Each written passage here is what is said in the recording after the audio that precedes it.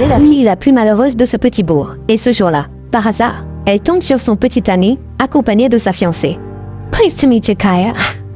I'm Chase's fiancé. Alright, well, I'll see you around, Kaya. L'homme, paniqué à l'idée que sa relation secrète soit découverte, les entraîne aussitôt ailleurs. Kia pensait qu'après ça, il la quitterait, mais au contraire, il explose de rage. La présence soudaine de Kia a failli ruiner son mariage. Oui.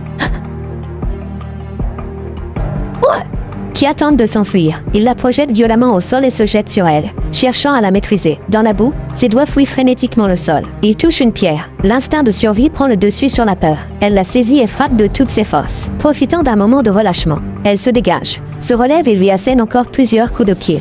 You bother me again, and I'll kill you! La scène est aperçue par un pêcheur qui passait par là. Quelques jours plus tard, deux garçons découvrent le corps de l'homme dans un marécage. Il est mort après une chute sur le dos depuis une vieille tour de guet abandonnée. La scène est étrangement propre. Aucune empreinte, aucune trace. Ce n'est clairement pas un accident. Le seul indice retrouvé, quelques fibres rouges accrochées aux vêtements du mort. Très vite, les rumeurs du village pointent Kia du doigt. Des habitants affirment avoir vu l'homme avec elle. La police remonte la piste jusqu'à sa cabane, au cœur des marais, et y découvre un bonnet rouge tricoté à la main. Les analyses confirment la correspondance des fibres. Une accusation de meurtre au premier degré s'abat sur elle comme un filet, sans preuve de son innocence. C'est la prison à vie qui l'attend, seule au monde dans ce village. Kia sombre dans le désespoir. Par chance, un vieil avocat à la retraite entend parler de l'affaire et décide de l'aider. Face à cet homme, peut-être le seul capable de la sauver, Kia commence pour la première fois à dévoiler son passé marqué par la violence. Elle est née dans une famille écrasée par la peur.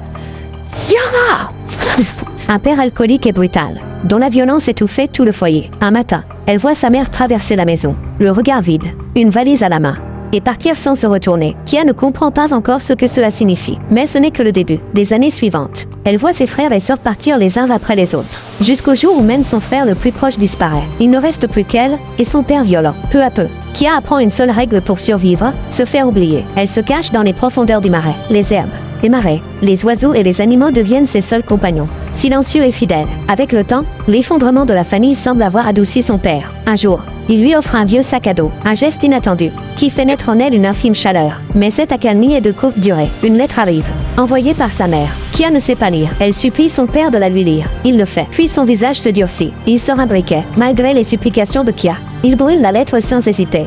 Oh, stop! Stop it! Stop that!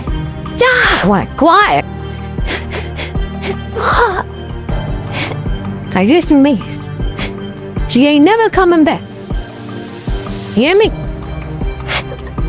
Les flammes consument le papier, et avec lui, les derniers souvenirs concrets qu'elle avait de sa mère. Mais Kia refuse d'oublier. Elle recueille soigneusement les cendres, les enferme dans un petit flacon de verre. Son père, lui, brûle tout ce qui appartenait à sa mère, en proférant des insultes. Puis il abandonne Kia et disparaît à jamais hors du marais. Encore enfant, Kia se retrouve seule face au monde. La nuit, trop effrayée pour dormir seule, elle traîne ses couvertures dans le salon et s'endort au milieu des bruits d'insectes. À l'aube, elle part déterrer des moules dans le marais, les transporte en barque jusqu'à l'épicerie du village. Grâce à la gentillesse du couple de commerçants, elle échange ses moules contre de la nourriture et le strict nécessaire. Kia grandit ainsi, entourée de la nature, aux yeux des autres. Elle devient cette fille étrange et mystérieuse des marais. Un jour pourtant, quelque chose vient briser cette solitude. Sur un tronc d'arbre apparaissent, plusieurs jours de suite, des prunes de couleurs différentes. Puis, à côté des prunes, quelques cadeaux, une bougie d'allumage pour bateau, des graines de fleurs, et un mot de bienvenue, touché par cette attention.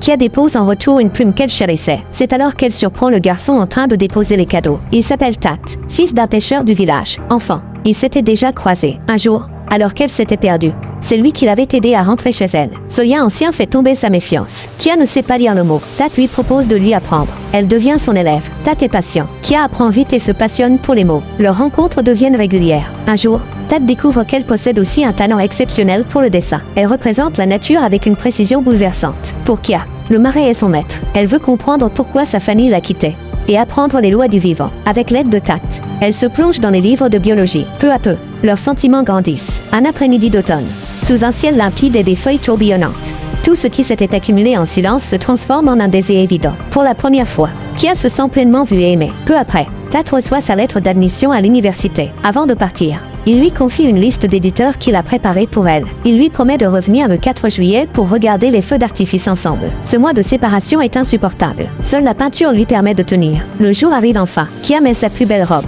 le rouge à lèvres de sa mère, et elle attendait l'aube sur la plage, du matin jusqu'à la nuit, jusqu'à l'explosion des feux d'artifice dans le ciel. Il ne vient pas. La colère et la douleur l'engloutissent. Dans un accès de désespoir, elle déchire ses dessins et les jette au feu. Puis le cri d'un épervier de Cooper la tire dehors. Les vagues effacent ses pas dans le sable. Et peu à peu, sa peine s'apaise. 5 ans plus tard, un promoteur convoite sa cabane. Pour la conserver, elle doit payer des années d'impôts. Elle ressort alors la liste d'éditeurs. Ses dessins du marais séduisent. Elle reçoit de l'argent, règle ses dettes, et devient enfin propriétaire. Un jour, alors qu'elle peignait au bord de la mer, un homme prénommé Chase remarqua sa présence. C'était quelqu'un de connu dans la région. Et depuis cette rencontre sur la plage, il s'était mis à tourner autour de Kia. Au début, elle n'avait rien contre lui. Il connaissait son vrai prénom Kia, et ne l'appelait pas « la fille des marais », comme le faisaient certains avec mépris. Face à ses invitations répétées, Kia avait fini par accepter. Il s'était ainsi glissé dans sa vie. Il avait même emmené jusqu'à une vieille tour de guet abandonnée. Les marches vermoulues lui faisaient peur. Mais une fois en haut, la vue sur les marais l'avait saisi. C'était comme voir un vieil ami révéler soudain une facette inconnue. Pourtant, derrière ses airs attentionnés, Chase glissait souvent des mots qui le plaçaient en retrait, comme s'il se voyait en sauveur. Une posture à peine perceptible, mais persistante. Un jour, il débarqua sans prévenir dans la cabane de Kia. Les esquisses éparpillées, les affaires pas rangées. Elle se sentit prise de court. Lui, parcourait les lieux comme s'il en prenait possession. Ce sentiment de malaise, elle ne savait pas vraiment comment le nommer. Peut-être que sa présence comblait quelque chose qu'elle portait depuis longtemps. Cette sensation de ne plus être seule, même provisoirement, dans cette relation. Elle se laissait porter, sans vraiment choisir.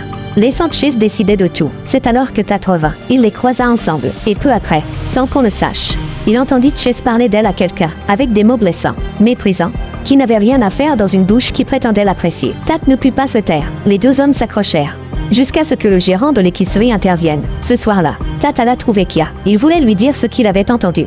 Lui parlait du vrai visage de Chase. Mais les vieilles blessures ne se laissent pas facilement mettre de côté. Kia ne voulait pas l'écouter. Elle ramassait des pierres et les lançait, une après l'autre, pour évacuer tout ce qu'elle avait gardé en elle pendant des années. Tat finit par avouer pourquoi il était parti sans tenir sa promesse. Il avait cru, naïvement, que Kia ne quitterait jamais les marais, et que lui ne pourrait pas renoncer au monde du dehors. Mais une fois parti, il avait compris que sans elle, rien n'avait vraiment de sens. Il tendit une plume dans sa direction, le symbole d'une confiance partagée, d'une promesse ancienne. Kia l'a pris, sans un mot de pardon. Quelques jours plus tard, elle se rendit au village pour faire des courses. Et là, elle tomba sur la fiancée de Chase. Une trahison de plus, claire, brutale, impossible à ignorer. L'histoire n'est pas terminée. Like et abonne-toi pour la suite. Elle croise par hasard son petit ami et découvre qu'il a une fiancée. Une trahison de plus, brutale. La douleur est si forte qu'elle a presque du mal à respirer. Après coup, Chase la suit jusqu'à chez elle pour tenter de se justifier. Kia l'évite aussitôt. Pris de rage, il se précipite dans la cabane de Kia et se met à tout casser à coups de pied. Dans cette silhouette violente, Kia croit revoir son père. Tous les souvenirs douloureux deviennent soudain terriblement réels.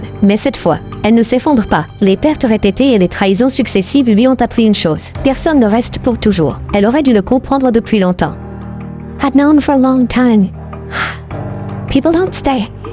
Après la publication réussie de son premier livre, Kia utilise ses droits d'auteur pour acheter de nouveaux meubles et faire installer l'électricité dans la cabane. Elle perfectionne avec soin ce petit monde qui n'appartient qu'à elle. Mais Chase l'a déjà désignée comme une proie dont elle ne peut s'échapper. Avoir dompté la redoutée fille des marais et l'avoir rendue docile comme un chat lui procure un sentiment de réussite profondément malsain. Pourtant, le côté sauvage que le marais a donné à Kia refait surface. Elle ose résister et l'avertit fermement. Mais Chase s'acharne davantage. Il la harcèle de plus en plus souvent et va jusqu'à détruire le foyer qu'elle a mis tant de temps à bâtir. Kia n'ose même plus rester longtemps chez elle. Elle ignore combien de temps cette vie sous tension pourra durer. Elle refuse l'aide de Tat, car elle a déjà son propre plan. Elle décide d'abord de se rendre en ville pour rencontrer son éditeur et discuter des détails des prochains livres. Ensuite seulement, elle réglera définitivement le problème de Chase. Avant son départ, Tat, inquiet qu'elle prenne froid, lui lance son bonnet rouge tricoté. Le lendemain, à l'épicerie, Kia recopie soigneusement les horaires des bus longue distance. Le commerçant remarque les ecchymoses sur son visage et, furieux, veut aller confronter Chase. Kia l'en empêche. Quelques jours plus tard,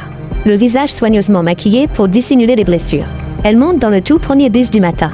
Sous les regards curieux des habitants, elle rencontre l'éditeur en chef, passe la nuit dans un hôtel en ville, prend le petit déjeuner avec lui le lendemain, puis rentre précipitamment au village. Voilà l'intégralité des déplacements officiellement connus. De là, fille des marais, autour du moment du crime. À présent, elle est assise dans un tribunal, face à une accusation de meurtre au premier degré. L'avocat plaide avec force et logique. Les marais peuvent naturellement effacer les traces laissées sur le sable. La tour de guet était depuis longtemps connue pour son état de délabrement. Quant aux fibres rouges retrouvées sur les vêtements de Chase, provenant du bonnet de Kia, elles ne sont pas surprenantes pour d'anciens amants. Le plus grand point d'ombre de l'affaire reste le collier de coquillage disparu, un cadeau symbolique que Kia avait offert à Chase. La mère de Chase affirme qu'il portait encore le collier en sortant ce soir-là, mais la police a fouillé la cabane de Kia de fond en comble, sans jamais retrouver le collier. Et surtout, Kia dispose d'un alibi solide et vérifiable. She was in Greenville the night Chase Andrews died. And Wood believes that at 11:30 at night, without a single witness seeing her, she caught the last bus from Greenville to Barkley Cove and rode that bus disguised, since neither of the bus drivers that night could identify her as a passenger all the way back to Barkley Cove. And then, in less than an hour, she tracks down Chase Andrews in the middle of the night, lures him to the tower, murders him, wipes away all physical evidence, and somehow catches the 2:30 a.m. bus back to Greenville again without a single witness seeing her. And after doing all that, she meets with her publishers the next morning, unruffled. Now, these are not facts. These are just more of the rumors here. Her entire life. And I believe you will come to a judgment based on the facts and not the gossip that you have heard for years. L'affaire arrive enfin à son verdict, après 6 heures de délibérations intenses. Le juge prononce le verdict final, non coupable, Kia rentre aussitôt chez elle, au cœur des marais, comme on retrouve un vieil ami après de longues années de séparation. Par la suite, ses ouvrages sont publiés les uns après les autres. Elle devient une naturaliste respectée. Plus tard, elle se rapproche à nouveau de Tat, mais refuse toujours sa demande en mariage. Elle n'a pas besoin d'un contrat social pour définir leur lien. Tat est davantage un compagnon d'âme, un marcheur aux côtés duquel elle observe, comprend et consigne la vie du marais. Jour après jour, lever et coucher de soleil après coucher de soleil, le jour où elle presque sa fin approche. Elle part seule en barque sur les canaux du marais. La nature lui a tout donné. Elle choisit d'y retourner, dans un état presque irréel. Elle croit apercevoir la silhouette de sa mère, sur ce chemin qu'elle a observé tant de fois. La même robe simple qu'au jour de son départ. Une démarche légère, un regard doux, l'amour maternel qui lui a tant manqué. Reste la seule blessure qu'elle n'a jamais complètement guérie. Finalement, elle s'éteint paisiblement, réconciliée avec ce manque. Après la mort de Kia, Tat respecte ses dernières volontés, écrit ses manuscrits et documents, en vue de les offrir à un laboratoire universitaire. Un lourd album de dessins attire son attention. Les premières pages racontent leurs souvenirs d'autrefois, mais au fil des pages, son regard se fige. Un dessin, une menthe religieuse mâle face à la femelle. Puis dévoré, la page suivante, un portrait de Chase. Et lorsqu'il tourne encore une page, le collier de coquillage, soigneusement dissimulé entre 2 feuilles. Une lueur de compréhension traverse les yeux de Tat.